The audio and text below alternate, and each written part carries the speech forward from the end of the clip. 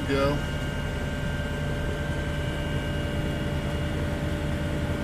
Pretty big industrial port. They've got lots of chandleries and marine services type operations here. Lots of shopping, lots of places to go and get stuff. Well, here we are in Vigo at the Club Real Nautico.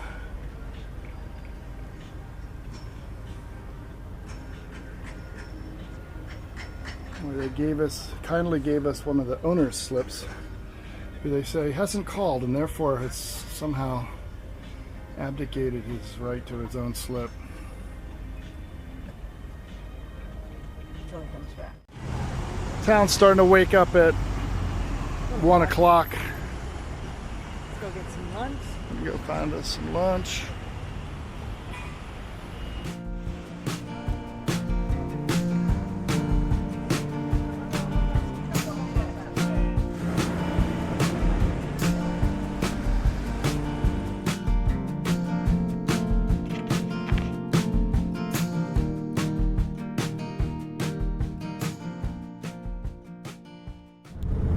So here we are finally, just outside of Lisbon, Portugal, with our new, rather old family member, Doc, who has finally made it to join us and is on his way to the boat.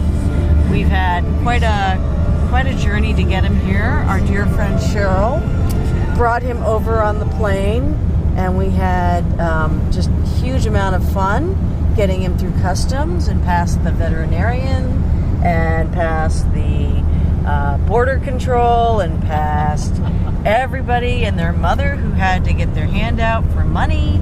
And so we're just so excited to have our little guy with us.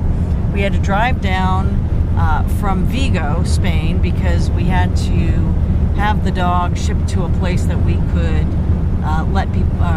let the customs agents know where we would be, and we thought we would be in Lisbon by now, but that didn't work out, so we rented a car. So we're now driving back up to Vigo, so about 200 miles, and Doc is looking tired. Doc, do you want to say some words to our friends and family? There you have it. Talk to you soon. Our friend Cheryl has arrived Hi. from the States. She brought the little Doc dog. Yeah, but look at my Spanish omelet. It's freaking delicious. Spanish omelet, Look at my sweet little cheese tray. cheese tray, and there's our little fellow. He's Greedy beggar. checking it all out. Greedy beggar. That's not nice. He's a greedy He's He's a a beggar? good boy.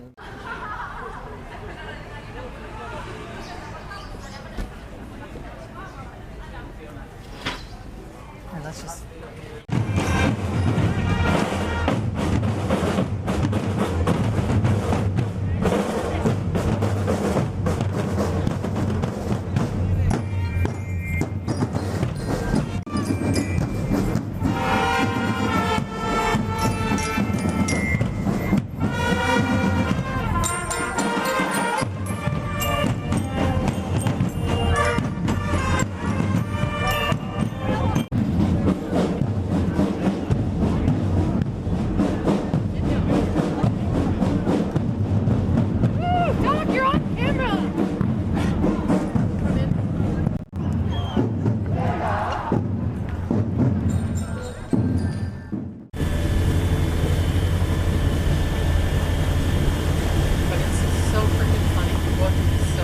Approaching Viana do Castelo. Huge seawall breakwater across there, and so we're stuck around the other side to the mouth of the river. That's the plan. We're pretty much on time. We're running a little bit late. The wind died completely on us, but we had some troubles with our mainsail getting caught in the furling mechanism, so we took a little while to fix that. But I don't think that cost us any time.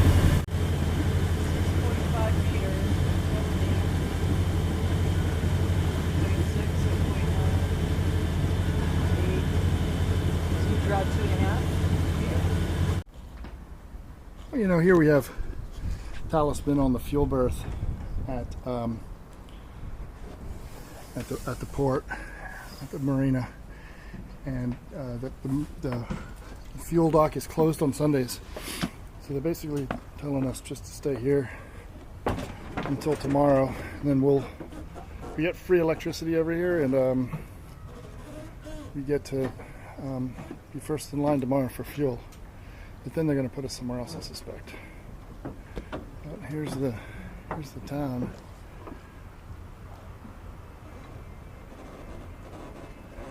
And this is obviously as far as you can go. This bridge prevents traffic beyond that point. But they did build this nice pedestrian bridge that hinges across the opening to the marina. We had to kind of run around in circles out there until the guy came to open it. They open it if you call in on channel 9, and we hear word that the Portuguese speak more English. There's more English speaking Portuguese here, and so far we found that to be the case. Everybody says they speak a little English. A little English runs from almost no English to pretty good. So it depends on who you get. There's our boat over there, flying the Portuguese courtesy flag. This is the waiting pontoon. Rumor has it that people stay on this waiting pontoon and don't pay anything. It's not really part of the marina, I don't believe, and it does have electricity pedestals. You know, I think it depends. We've heard some people saying that they didn't have to pay, and other people saying that they did. But I suspect the people who didn't pay pretty much did the dine and dash and left without paying, without volunteering to pay, and maybe didn't take any paperwork from them on the front end. The wind is gusty in the afternoon here, according to the cruising guides, and true to form, it was dead outside. The last half of we really motored the last half of our little jaunt down from Vigo, and it wasn't until we got into the river mouth at about 2 o'clock in the afternoon that the wind really picked up. We really felt it as I was getting ready to back into the gas dock. It really started to kick up. I'm glad we got tied off when we did. Like I've said before, I think one of the cool things about coming into a place by boat is that you get generally the prime real estate. You're right there where everything happens. And sure enough, like this is the old town area.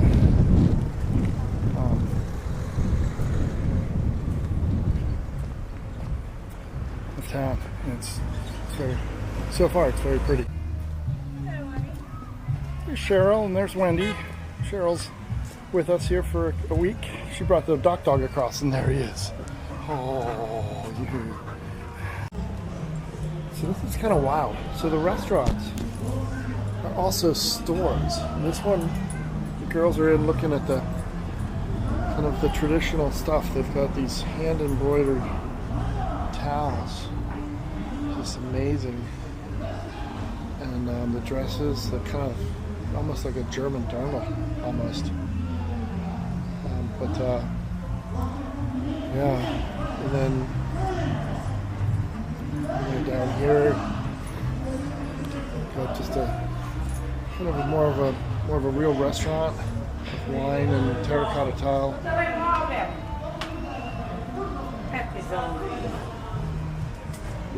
He's friendly. You know, the other thing I'd say about this is that one of the things that we found about Spain was that all the food was more or less the same. Northern Spain, this is northwestern Spain. There wasn't any variety. It was every restaurant had the same tapas, and some of it was great, and others not so great. Here it seems like the food is distinctly different, and in a way better, I think.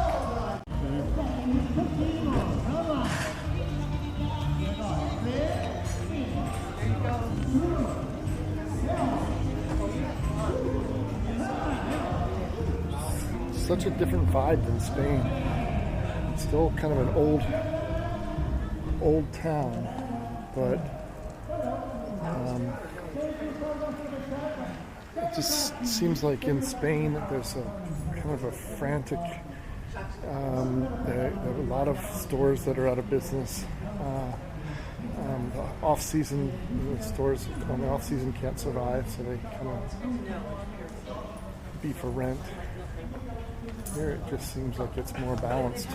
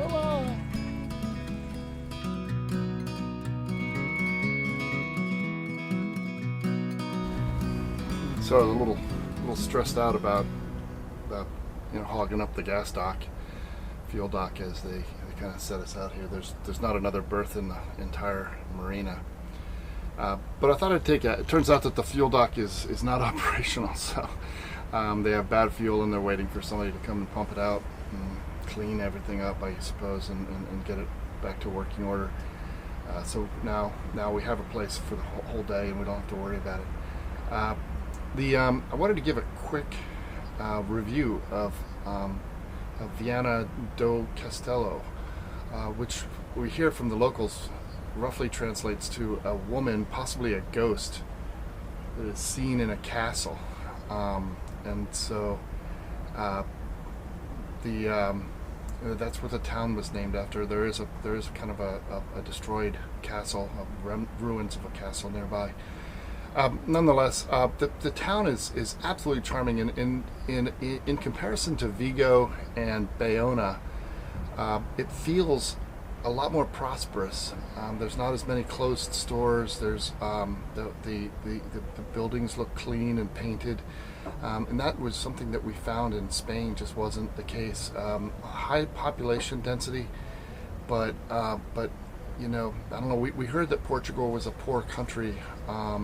But it sure doesn't look it from here. The transportation system is in great shape. The bridges are painted. The buildings are painted, and the people are fantastic. They speak English a lot more skillfully than the northern Spanish do, and they just seem to really want to help all the time. If you ask a question about something, you're going to get a big long answer and directions and lots of waving of hands to tell you where to go, and it's a neat experience. So we're going to go visit the Basilica today, and then take the funicular up to do that. We're here all day, and then tomorrow we'll head to Porto. We're just moving a little at a time down the coast. The weather should be really good for that tomorrow, actually. This boat likes wind, and tomorrow should be, at least according to the forecast today, 15 knots of wind, maybe. Depends on whether you're inshore or further out. We probably are going to go a little further out because there's a lot of crab pots in close, and I think that once you get into the deeper water, we'll get less of that. Yeah, that's our quick review of.